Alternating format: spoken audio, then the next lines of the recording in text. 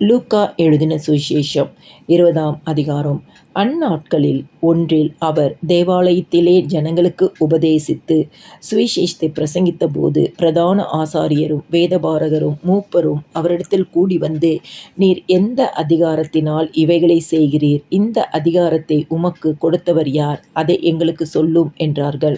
அவர்களுக்கு அவர் பிரதியுத்தரமாக, நானும் உங்களிடத்தில் ஒரு காரியத்தை கேட்கிறேன், அதை எனக்கு சொல்லுங்கள். யோவான் கொடுத்த ஸ்தானம் தேவனால் உண்டாயிற்றோ மனுஷரால் உண்டாயிற்றோ என்று கேட்டார். அவர்கள் தங்களுக்குள்ளே யோசனை பண்ணி, தேவனால் உண்டாயிற்று என்று சொல்வோமானால் பின்னே ஏன் அவனை விசுவாசிக்கவில்லை என்று கேட்பார். மனுஷரால் உண்டாயிற்று என்று சொல்வோமானால் ஜனங்கள் எல்லாரும் யோவானை தீர்க்கதரிசி என்று எண்ணுகிறபடியினால் நம்மேல் கல் எறிவார்கள் என்று சொல்லி, அது யாரால் உண்டாயிற்றோ எங்களுக்கு தெரியாது என்று பிரதியுத்தரம் சொன்னார்கள். அப்பொழுது இயேசு, நானும் இன்ன அதிகாரத்தினால் இவைகளை செய்கிறேன் என்று உங்களுக்கு சொல்லேன் என்றார். பின்பு அவர் ஜனங்களுக்கு சொல்லத் தொடங்கின ஓமையாவது, ஒரு மனுஷன் ஒரு திராட்சை தோட்டத்தை உண்டாக்கி அதை தோட்டக்காரருக்கு குத்தகையாக விட்டு நெடுநாளாக புற தேசத்துக்கு போயிருந்தான். அந்த தோட்டக்காரர் திராட்சை தோட்டத்தின் கனிகளில் தன் பாகத்தை கொடுத்து அனுப்பும்படி பருவ காலத்திலே அவர்களிடத்தில் ஒரு ஊழியக்காரனை அனுப்பினான். அந்த தோட்டக்காரர் அவனை அடித்து வெறுமையாக அனுப்பிவிட்டார்கள். பின்பு அவன் வேறொரு ஊழியக்காரனை அனுப்பினான். அவனையும் அவர்கள் அடித்து அவமானப்படுத்தி வெறுமையாக அனுப்பிவிட்டார்கள். அவன் மூன்றாந்தரமும் ஒரு ஊழியக்காரனை அனுப்பினான். அவனையும் அவர்கள் காயப்படுத்தி துரத்திவிட்டார்கள்.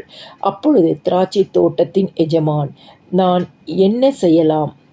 எனக்கு பிரியமான குமாரனை அனுப்பினால் அவனையாகிலும் கண்டு அஞ்சுவார்கள் என்று எண்ணி அவனை அனுப்பினான். தோட்டக்காரர் அவனை கண்டபோது, இவன் சுதந்திரவாளி, சுதந்திரம் நம்முடையதாகும்படிக்கு இவனை கொல்லுவோம் வாருங்கள் என்று ஒருவரோடு ஒருவர் சொல்லிக்கொண்டு அவனை திராட்சை தோட்டத்திற்கு புறம்பே தள்ளி கொன்று போட்டார்கள். இப்படி இருக்க திராட்சை தோட்டத்தின் எஜமான் அவர்களை என்ன செய்வான்? அவன் வந்து அந்த தோட்டக்காரரை சங்கரித்து திராட்சை தோட்டத்தை வேறு தோட்டக்காரரிடத்தில் கொடுப்பான் அல்லவா என்றார். அவர்கள் அதை கேட்டு, அப்படியாகாதிருப்பதாக என்றார்கள். அப்பொழுது அவர் அவர்களை பார்த்து, வீடு கட்டுகிறவர்கள் ஆகாதென்று தள்ளின கல்லே மூலைக்கு தலைக்கல்லாயிற்று என்று எழுதியிருக்கிற வேத வாக்கியத்தின் கருத்தென்ன? அந்த கல்லின் மேல் விழுகிறவன் எவனோ அவன் நொறுங்கி போவான், அது எவன்மேல் விழுமோ அவனை நசுக்கி போடும் என்றார். பிரதான ஆசாரியரும் வேதபாரகரும் தங்களை குறித்து இந்த ஓமையை சொன்னார் என்று அறிந்து அந்நேரத்திலே அவரை பிடிக்க வகை தேடியும் ஜனங்களுக்கு பயந்திருந்தார்கள்.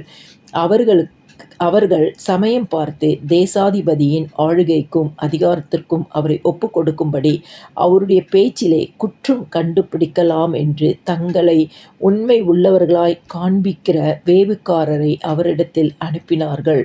அவர்கள் வந்து, போதகரே, நீர் நிதானமாய் பேசி உபதேசிக்கிறீர் என்றும் முகதாட்சியம் இல்லாமல் தேவனுடைய மார்க்கத்தை சத்தியமாய் போதிக்கிறீர் என்றும் அறிந்திருக்கிறோம். ராயனுக்கு வரி கொடுக்கிறது நியாயமோ அல்லவோ எங்களுக்கு சொல்லும் என்று கேட்டார்கள். அவர்களுடைய தந்திரத்தை அவர் அறிந்து, நீங்கள் என்னை ஏன் சோதிக்கிறீர்கள்?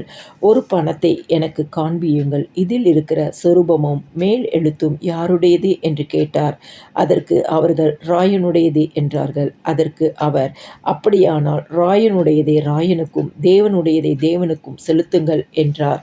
அவர்கள் அவரை ஜனங்களுக்கு முன்பாக பேச்சிலே குற்றம் பிடிக்க கூடாமல் அவர் சொன்ன உத்தரவை குறித்து ஆச்சரியப்பட்டு மௌனமாயிருந்தார்கள். உயிர்த்தெழுதல் இல்லை என்று சாதிக்கிற சதுசேயரில் சிலர் அவரிடத்தில் வந்து, போதகரே, ஒருவன் மனைவியை உடையவனாயிருந்து பிள்ளை இல்லாமல் இறந்து போனால் அவனுடைய சகோதரன் அவன் மனைவியை விவாகம் பண்ணி தன் சகோதரனுக்கு சந்தானம் உண்டாக்க வேண்டும் என்று மோசே எங்களுக்கு எழுதி வைத்திருக்கிறாரே.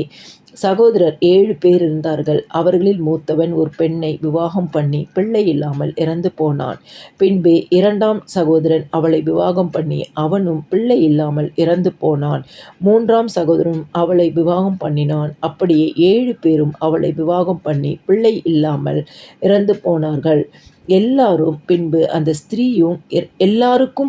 அந்த ஸ்திரீயும் இறந்து போனாள். இவ்விதமாய் 7 பேரும் அவளை விவாகம் பண்ணியிருக்க, உயிர்த்தெழுதலில் அவர்களில் எவனுக்கு அவள் மனைவியாயிருப்பாள் என்று கேட்டார்கள். இயேசு அவர்களுக்கு பிரதியுத்தரமாக, இந்த பிரபஞ்சத்தின் பிள்ளைகள் பெண் கொண்டும் பெண் வருகிறார்கள். மறுமையையும் மரித்தோரிலிருந்து எழுந்திருக்கிறதலையும் அடைய பாத்திரராக எண்ணப்படுகிறவர்களோ பெண் கொள்வதுமில்லை, பெண் கொடுப்பதுமில்லை. அவர்கள் இனி மரிக்கவும் மாட்டார்கள்.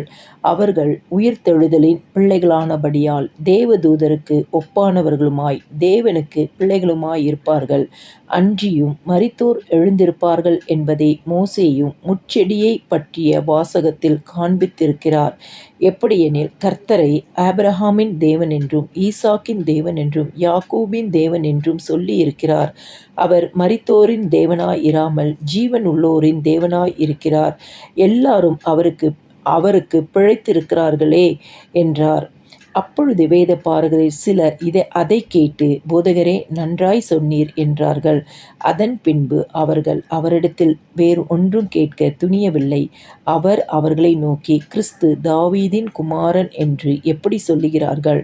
நான் உம்முடைய சத்துருக்களை உமக்கு பாதபடியாக்கி போடும் வரைக்கும் நீர் என்னுடைய வலது பாரிசத்தில் உட்காரும் என்று கர்த்தர் என் ஆண்டவருடனே சொன்னார் என்று தாவீது தானே சங்கீத புஸ்தகத்தில் சொல்லுகிறானே. தாவீது அவரை ஆண்டவர் என்று சொல்லியிருக்க அவனுக்கு அவர் குமாரனாய் இருப்பது எப்படி என்றார். பின்பு ஜனங்கள் எல்லாரும் கேட்கையில் அவர் தம்முடைய சீஷரை நோக்கி, நீண்ட அங்கிகளை தரித்து கொண்டு திரியவும், சந்தை வெளிகளில் வந்தனங்களை அடையவும், ஜெப ஆலயங்களில் முதன்மையான ஆசனங்களில் உட்காரவும், விருந்துகளில் முதன்மையான இடங்களில் இருக்கவும் விரும்பி, விதவைகளின் வீடுகளை பட்சித்து பார்வைக்கு நீண்ட ஜெபம் பண்ணுகிற வேதபாரகரை குறித்து எச்சரிக்கையாயிருங்கள். அவர்கள் அதிக ஆக்கினையை அடைவார்கள் என்றார்.